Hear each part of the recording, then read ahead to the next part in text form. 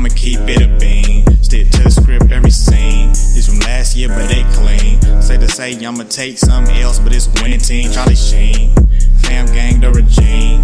I'm from Piney Green. What's good, Shellitronnn here, the most smoke, no joking. I'm back again with a brand new video. And I'm gonna keep it a Bowberry biscuit. Today is a beautiful, beautiful day. It's day 3 of the Carolina Panthers training camp, and that means something. It's a special day because the pads are on. It is time for full contact football. We saw some really good looks here, but before we get started with all that, man, I want to say that I really do appreciate you guys, man. I know y'all been seeing the sub count lately. Look, we're getting to that number.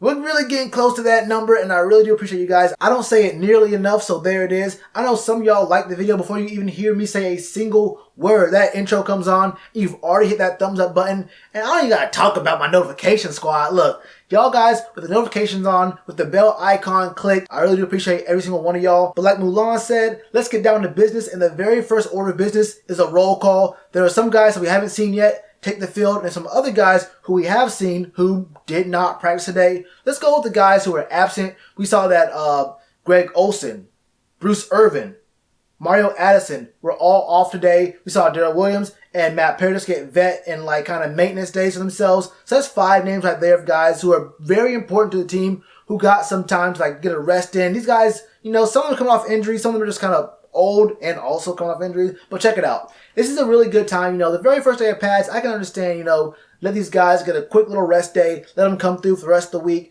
moving into the next week. And I have no problem with the team giving these guys a quick little rest. We also saw that Cam was on a rest day, all handoffs. He's been on a pitch count the last couple days, and Coach Rivera said he's actually been underneath his pitch count, so he hasn't gone over or actually met it. So I'm cool with that 100%. Let these guys get rest. Hey, look, it's training camp. It's day 3. We have time. Hey, Greg, look, load management. I'm talking about Kawhi Leonard load management. If you need to go to LeBron level, look, do what you got to do, Greg, because you are an extremely important part of the team. And with Greg and Ian healthy, some things can happen. But I did mention the flip side. There were 2 guys who weren't playing earlier who actually started their very first day of training camp. One is Torrey Smith. The other is Jermaine Carter. Now, Jermaine Carter, I think we always knew he had like a kind of more minor injury. I wasn't really all that sure what happened to him or if it was really all that major from before, but he's all good. Torrey Smith, there wasn't really that much news about him actually being all that hurt coming into training camp, or, you know, there was some talk about it in minicamp and whatnot, but that's still minicamp.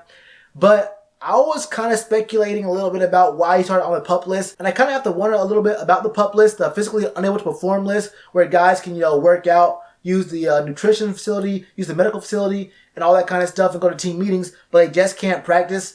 Is that like a formality in the same vein as the NFL forcing guys to be put on the injury report, even if they do practice, but if they practice like a little bit less than they usually do? I don't know all about that, like what the actual ramifications or like what the actual rule set is for the PUP list. I mean, if it's only going to be down for like 2 days, then you can just like, just say they're not going to practice or just have them working out the sideline doing sprinting drills or whatever. I don't know about all that, but the point is Torrey Smith and Jermaine Carter are back. So we're going to see we're going to see some really good competition there for that last spot as a wide receiver. Now, I don't know if we're going to keep 5 guys, 6 guys. You never know. So I think he's going to have a good training camp. We'll have to see as time goes on.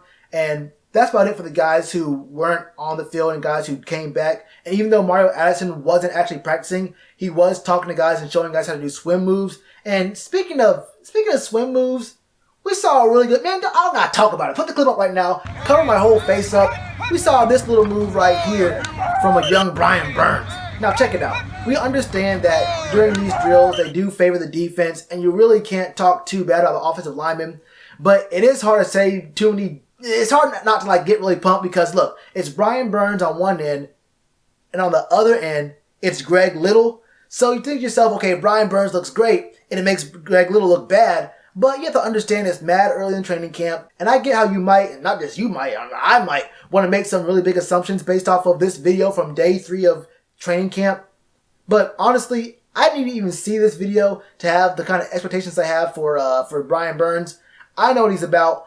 Greg Little, I don't have that much worries about him. I know he's going to do what he wants to do. This is one clip from one drill. The best way to describe that clip is a man finding a diamond in a pillowcase. Now let me show you a man getting out the mud. This clip right here is Trey Turner versus Gerald McCoy and these two are going at it. And I mean they're going at it. This is a really, really good rep. Interior lineman really fighting for it. I think Trey might have got the better of Joe on this one. But look, you see some really good. I like what I see from both sides in this one. And we're going to do this every single play because these two guys are going to be very important parts to our starting lineups on both sides of the ball. And Trey Turner and Joe McCoy are going to have to be really, really dependent on this year to make big things happen. And if that clip is something, look, I'll tell you right now, those two guys from the first clip are rookies. These two guys are vets. And I will make an assumption and I will start talking about, look, these are things you can expect from these two players easily. Easily. I don't care what you guys say about it. I will make assumptions based off of this one clip off those two players because I've seen them do it time and time again. I know what assumptions do, but look, it is what it is. Make it out of me if I gotta be. What else we saw today was there was a guy we drafted 3rd round, pick number 100, plays quarterback. Will Grier, good name, strong name. No doubt named for his father. But look, this man right here was playing with the ones today since Cam was out, and we saw some really good things, but I don't want to boost them too much, so I'll have to talk about the bad things first and then show you guys some of that crazy stuff, some of that thing we love. We know what Will Grier is going to be in the next couple of years, and I'm really excited about that. Kevon Seymour did pick him off on a pass to DJ Moore, but DJ did fall down. But look, when you're on defense, I don't care what the circumstances are. You got to pick. That's a pick. You got to get it how you can. That's point blank, period. There's another pass from Will Grier to Curtis Samuel where I think it was Corn Elder guarding him, but the pass was just a little bit too long, so he did miss on a couple today. But let's talk about a play that I'm sure you've already seen by now. Roll this clip for me, please. Please. This is Curtis Samuel versus Dante Jackson.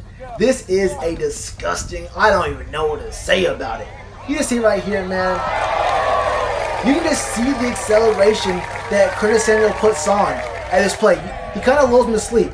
A little bit. Like the first few steps is kind of sleepy, and then he turns it on at the last second, but when he comes around, I think it was kind of obvious it's going to the outside. But look, man, this is one of the best clips you're going to see, man, because I really can't speak much more about what Curtis Samuel's speed looks like. And then look at it from the back. We got to hit this video from the back, man, an end zone view of it. You can just see just how well, look at this throw, it's a dot. That's a dot right over Dante's hand. I mean, Dante does get a chance to try to get a little bit of a hand in there, but Will Grier really does drop that thing in there where only Curtis Samuel can get it. I mean, that's about as good as you can get.